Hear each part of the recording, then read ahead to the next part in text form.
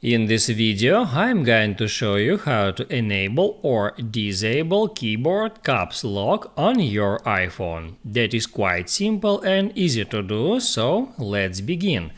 And first, open up Settings, then hit on General, and next hit on Keyboard.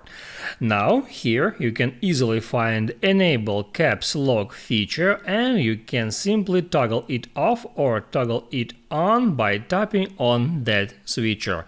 While this feature toggled on, you can open up notes. For example, here you can tap to create new note, and then if you double tap on a shift button, you can now type in caps lock mode. You can hit here twice to type in regular mode, but you can go back to keyboards and then disable this feature and see what happened.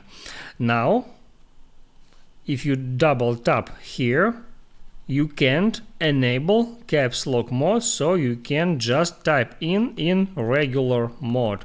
I hope it helps you guys, so don't forget to like and subscribe.